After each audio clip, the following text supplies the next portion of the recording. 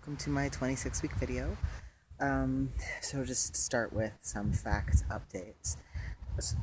As of this week, the baby is at least 14 inches long and between 1 3/4 of a pound and 2 pounds.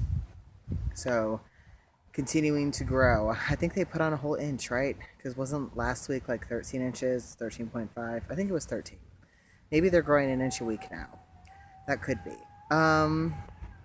So if the baby has testicles, they've also started descending as of this week, and that process can take 2 to 3 months. That really surprised me to read. First of all, even 2 months seems like a long time, but I guess it is sort of an incredible process of moving all the way down through the body like that. The other thing that surprised me was the variation in time. So at least I anyway have this way of thinking of fetal development as being very much like this finely tuned, predictable mechanism. But I guess that gives you an idea of how much variety there can even be in one fetus's development to another. A month is a long time. That's a big difference. So that I thought that was an interesting talking point. Um, I also had a meeting with my midwife on Friday, and we just talked about how I'm doing so far. By the way, my morning sickness is like gone. It pretty much disappeared. I haven't had it for like 2 weeks now. I forgot to mention that last week in my video, but it seems like for me the morning sickness cutoff point was 24 weeks. So that's a long time, longer than some people. But I've been feeling so much better. I haven't been having any of the issues I had been having. I don't remember the last time I threw up. Life is beautiful. So there's that. So we talked about that, and then she also told me, just about swelling because I told her I'd been starting to have a little bit of that in my feet and ankles. Not every day, but some days, especially if I was on my feet a lot, and at like just at the end of the day, and then it's gone again in the morning. And that's perfectly normal, and that's fine. But she took a moment to go over, what is normal swelling versus scary swelling, and I thought it's probably not a bad idea to share that information with you.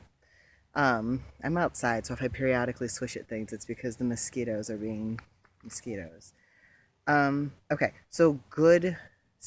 Well, it's never really good because it it looks weird and it's a little bit uncomfortable. I don't think anybody enjoys when their body is swollen, but it's completely safe and normal and typical if the swelling occurs gradually, like over the course of the day, and if it's not it's not super extreme and painful. And if it's mostly in your lower extremities, that it's just obvious that that's gravity taking its course. Basically, it's a block up of the circulatory system.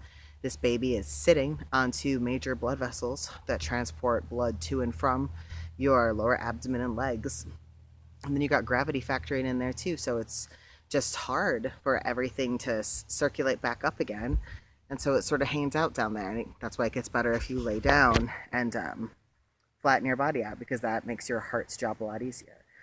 Um, so that's normal. That's fine. That's nothing to worry about. Scary swelling is when it happens quickly, when it looks like an abnormal amount of swelling. And a good rule of thumb is, if you have to stop and think, is this an abnormal amount of swelling? It's probably not. And it also is in the upper part of your body. So that's a big difference right there.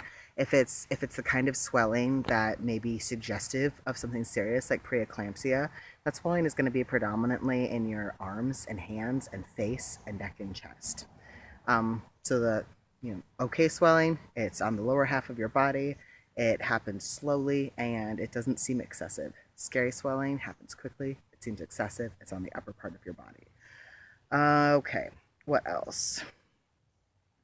It's also really important right now to be good to your back. It's so easy to like throw it out or damage it. So I try to just be super mindful of my spine and the way that I'm sitting. I make sure I take at least one hot shower and stretch in the shower at least once a day, just as much as you can to keep your spine strong and pliable as it continues to have more and more pressure put on it, especially the lower vertebrae, which are being pulled in by those tendons as they expand outward to accommodate baby and growing uterus and whatnot.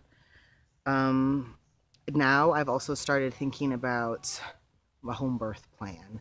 you know, and that for us is going to include like a phone tree because we have an older kid. So someone is going to need to watch kiddo when I go into labor. So we're just making a phone tree and thinking about who all of our options are and what seems like the most logical order to call those people in if they're not available. And then other things that we're considering, well, these aren't just things that we're considering, but as long as I'm talking about birth plans, this is a good time. I'm almost at the end of the second trimester, so as we get into the third trimester here, it's really important to be thinking about. I know that I want to have a drug-free delivery, but everyone is different and everyone has different thoughts and insights about that. Different drugs that everyone knows about, epidurals, right? And that's the big needle that they inject into the middle of your back that numbs your body. And some people just elect to have them so that it's less painful. Some people don't want that because they feel like it disconnects them from being completely present in the experience. And then sometimes it's necessitated, like when I had a cesarean, I had to have one, obviously, so that I wouldn't feel any of that going on. Epidurals also the medicine in it can't be transmitted to the placenta and to the baby. So that is a drug that only stays in your system. So that's a plus about it. Other drugs they are likely to offer, and usually do, are Stadol and Demerol, and those are not as powerful as an epidural, but they do take the edge off significantly. However, Stadol and Demerol are transmissible into the placenta and into the baby. So I refuse to have them for that reason, but I would never judge anyone's decision, and everyone who is going through this process and starting to get to this point and is thinking about those things should just do a lot of research.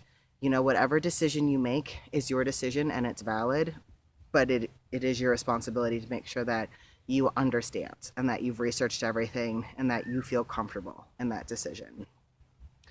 So that's an aspect you'll want to think about as you're putting together a birth plan. Another thing to think about is if it is applicable to your child's anatomy, how you feel about circumcision. I personally am vehemently against genital mutilation, so it's not something I would ever do, but it's definitely something that you're going to want to talk about. And if you're going into a hospital setting, you're going to want to make sure you communicate with every person who has anything to do with your baby, your expectations, how you feel about drugs, how you feel about circumcision, and the other things I'm going to mention here. And it's a really good idea to type it all up and to bring copies with you and give a copy to everybody. So there is no question at all about what you want your experience to look like.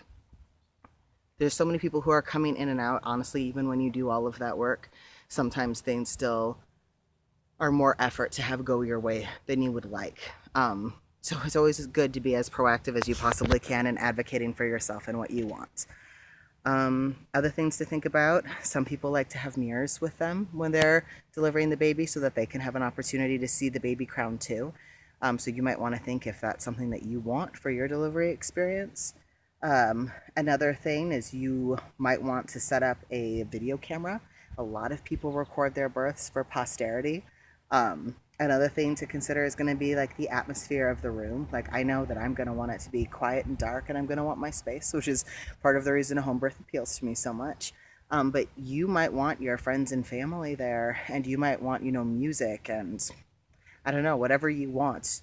Now is the time to think about it and make a plan for that so that when the day comes, it's, you don't feel all this extra stress on top of what you're already going through because nothing about your experience is looking how you envisioned it in your mind. What else? Another thing to think about is like who's going to cut the umbilical cord. Is it okay if a doctor cuts it? Is it really important that your partner does? Do you have another child in the family who, this would be a great way for them to start bonding with their new sibling? Who knows? Maybe you somehow want to cut your own cord. On the topic of cutting cords, you should always push whoever delivers your baby to let your baby sit outside of your body with you with that cord attached for at least 15, ideally more like 20 to 30 minutes, because it takes time for all of the blood to go from the placenta and the umbilical cord into baby's body. Sometimes you even will take on some extra fluid too, and if you give it the proper time, they take on even more than that. It's really disturbing in the West how quickly we cut umbilical cords because we're actually depriving babies sometimes of like 40%, maybe even more of the blood volume that they would ideally have because for whatever reason we cut that cord right away. So as much it's harder to have a say in the hospital. Yet another reason why I want to do the home birth.